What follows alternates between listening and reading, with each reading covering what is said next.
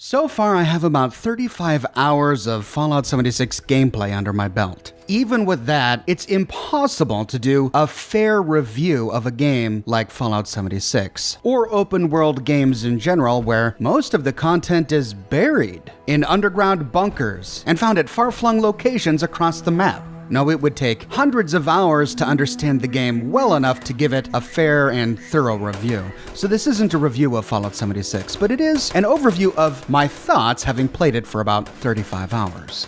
Fallout 76 is a beautiful game that looks a lot like Fallout 4. It's a multiplayer game that you can easily play solo. And even though they've changed some of the game mechanics, choosing perks, specializing your character, the game remains familiar enough that those who have played and enjoyed Fallout 4 and even some of the other Fallout games should feel right at home.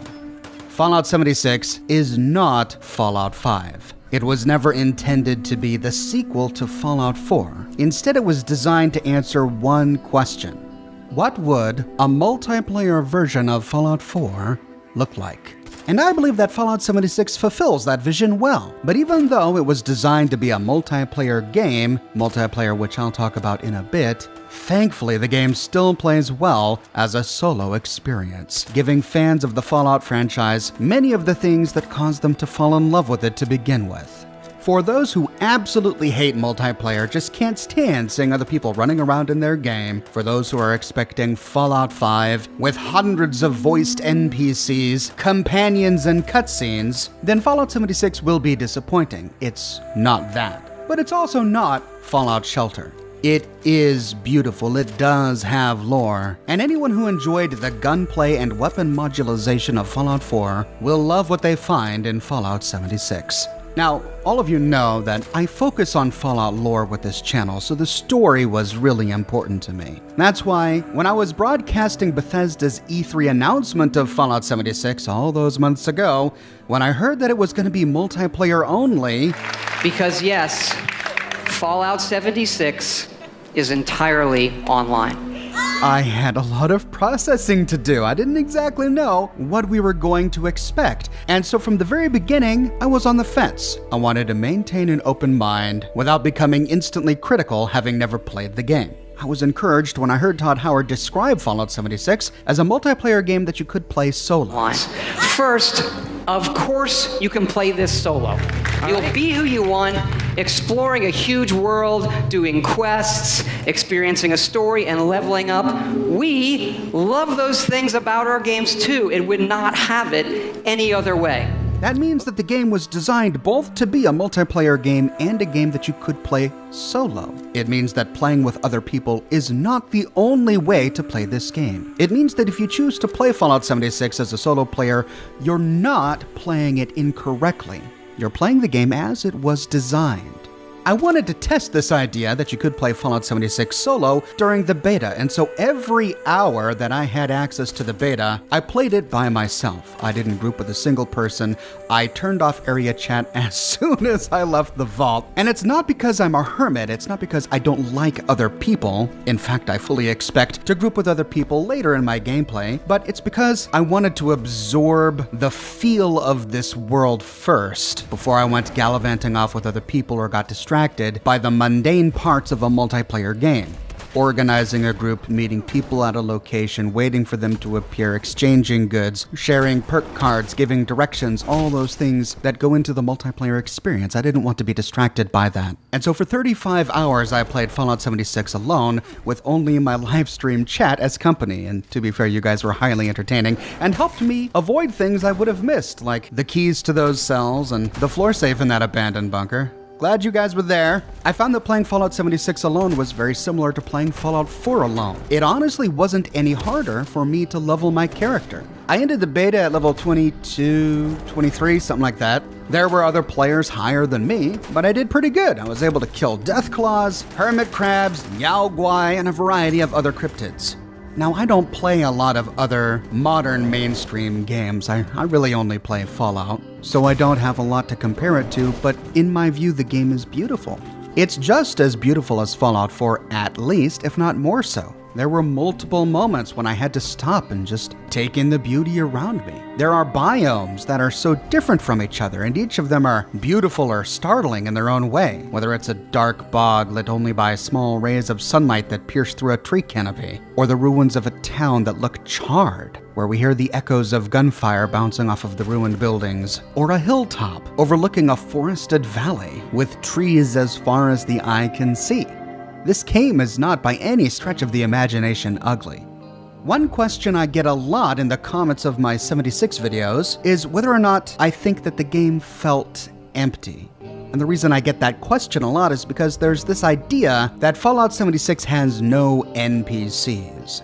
And that's actually not true. There are quite a few NPCs in the game, many of which do talk and can give you quests, including a wandering super mutant trader with his own lovingly named Brahmin pet, and a variety of quest-giving robots, each of which have their own personalities and humorous dialogue. Repton's Mayor here. You are a winner of the Great Appalachian Sweepstakes! Is that you, kid? Just eat 6 hot dogs real fast as I check them out for you. I heard it were calibrating time again. Mode, attract. Procedure, say, greetings, customer. So many pumpkins to carve. So little time. So there are NPCs. The real question is, do I think the game feels empty with no human NPCs? There are no other human NPCs in the game. All the humans we find, even the raiders, are dead. This is explained to us in the lore of the game.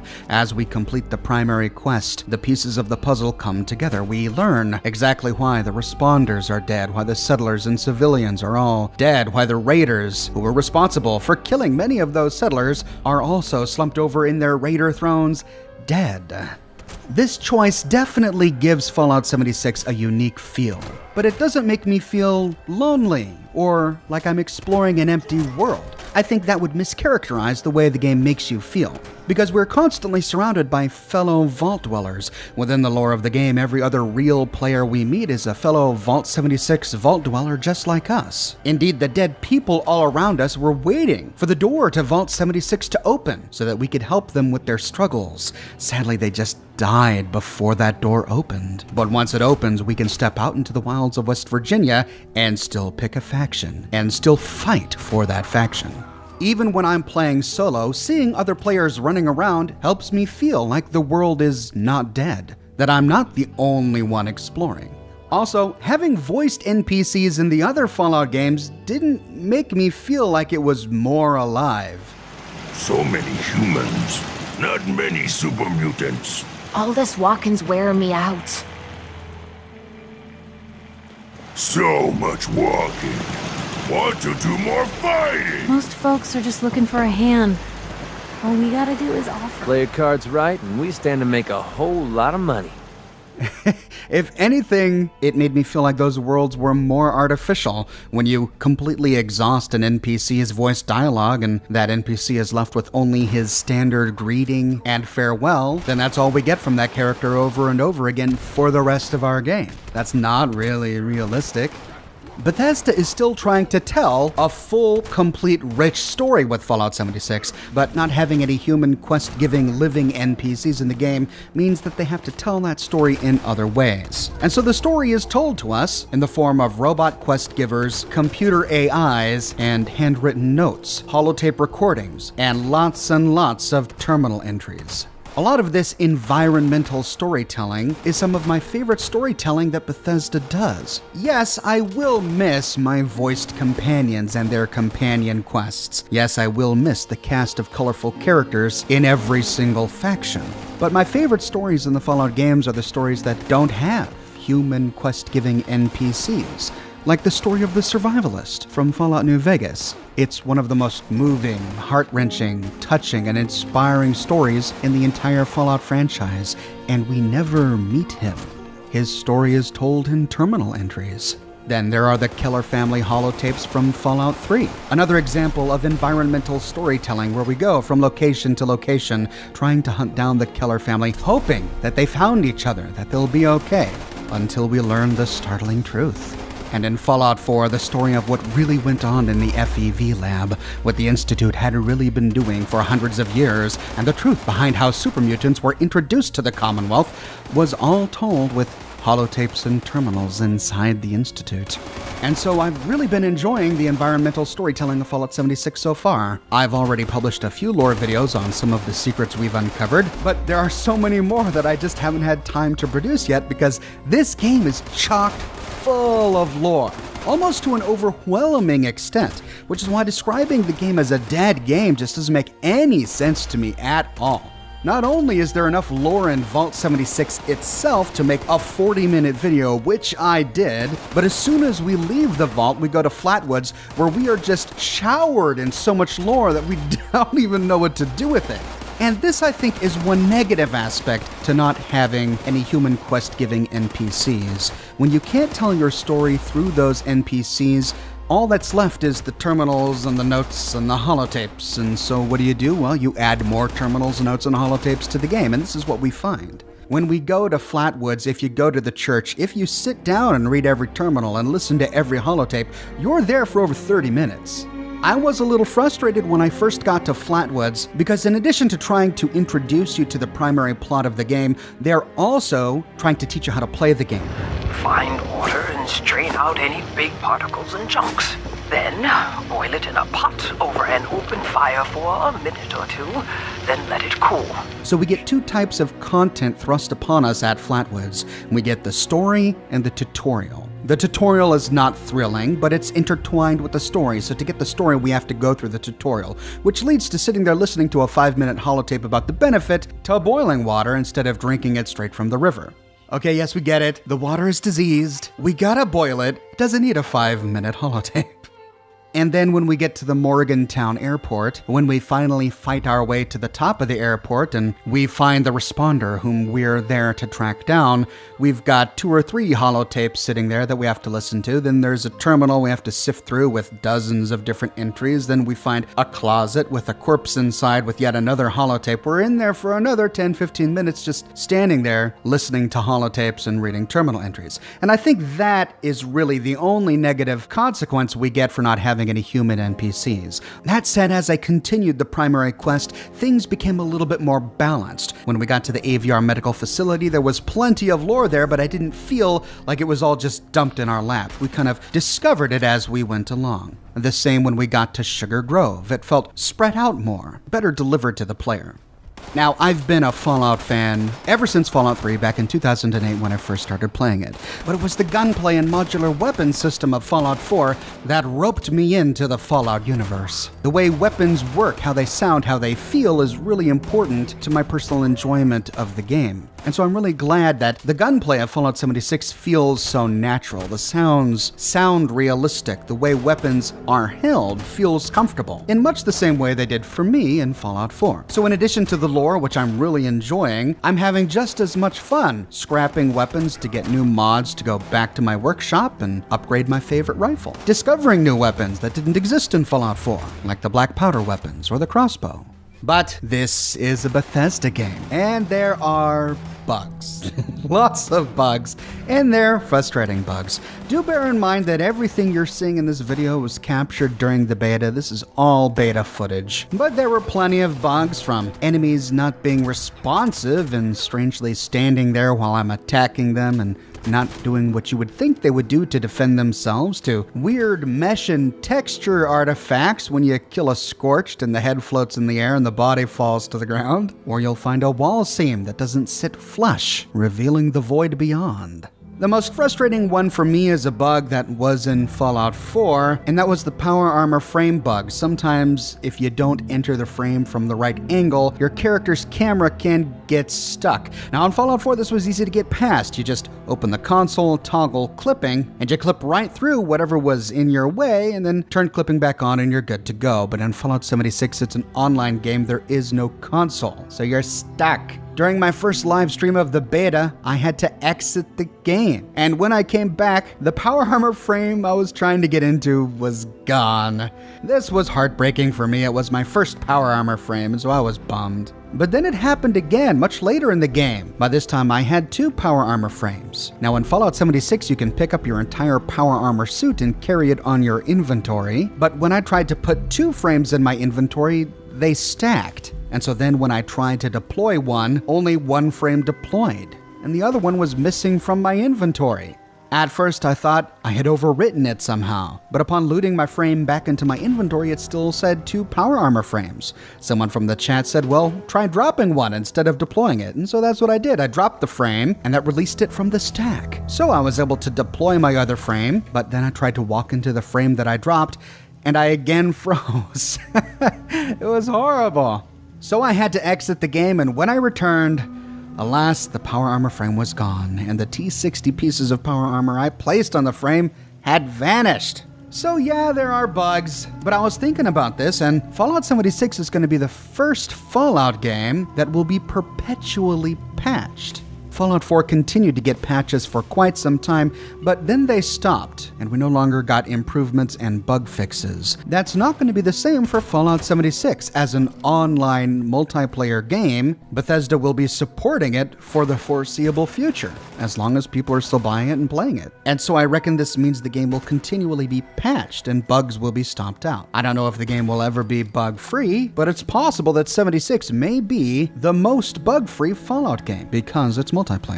Now, as for the multiplayer aspect of the game, I really can't in good conscience talk about it, because I avoided it. But I will talk about how it affected my solo gaming experience, and share some of the multiplayer things that happened while I was playing the beta. I'm happy to say that griefing wasn't that big of an issue for me. I never had to stop reading a terminal because I was being attacked or had a holotape interrupted while I was trying to listen to it. Maybe I just got lucky. There was one time when I saw a wanted character on my map. As you know, a player can become wanted by murdering another player, by killing them when that player didn't engage back in PvP combat. The chat wanted me to go kill him, so I fast traveled to Flattenwoods, Woods, hunted him down. And that was that. When he came back, I waved. He didn't seem to be bitter, and I went on my merry way. My second multiplayer altercation happened at the Temple of the Winding Path. I had already been here, but I was helping other players complete an event. There were about 3 other guys there. One of them just started firing at me.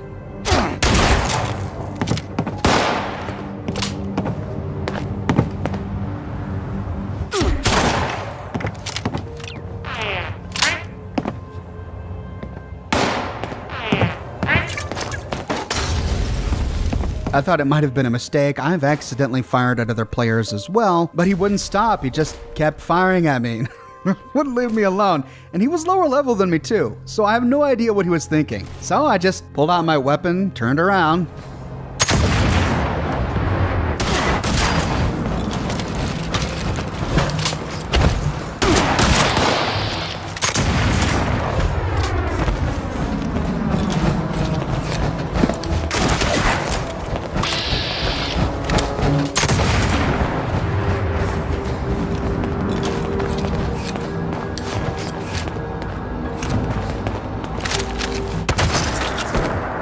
When you kill someone in PvP, they can come back to seek revenge. It's easier for them to find you on the map. And sure enough, while I was exploring the temple, he came back and tried to kill me.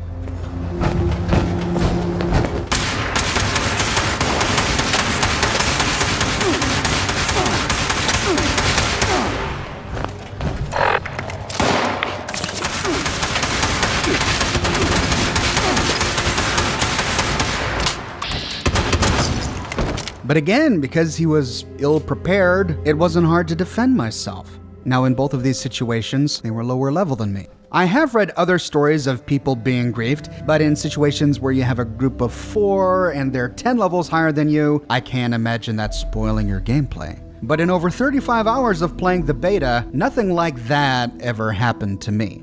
So to sum up my thoughts on the game, I like it. I think it's beautiful, it plays like a Fallout game, and it has an abundance of lore. Wonderful environmental storytelling that is genuinely interesting. Yes, there's a holotape all about the benefits of purifying dirty water, but not every holotape is about purifying dirty water. Most of the lore I'm getting from the game is thought-provoking, answers one of my larger questions about the Fallout universe, adds color to a topic making it more interesting, or raises new questions about the Fallout universe that I'm eager to have answered. If you love Fallout lore and you enjoyed the way Fallout 4 looked, felt, and played, then you'll really enjoy Fallout 76. And those are my thoughts on Fallout 76 after playing for 35 hours. But you know what? We've got many more hours of Fallout 76 gameplay ahead of us. With Fallout 76 dropping soon, I will be doing weekly live streams of the game here on my YouTube channel, and you're welcome to join me. We'll pick up right where we left off on the last day of the beta and continue to open every box, read every note, and lift up every rock. If you don't want to miss a lore episode or a live stream, be sure to subscribe and to click that bell notification button. I have a shirt shop with completely unique designs that you can't find anywhere else. My designs come in a variety of men's, women's, and children's sizes, and in a wide array of colors. My designs come on other products as well, like stickers, smartphone cases, pillows, posters, mugs, prints, etc. So if interested, you can find a link to my shop in the description below,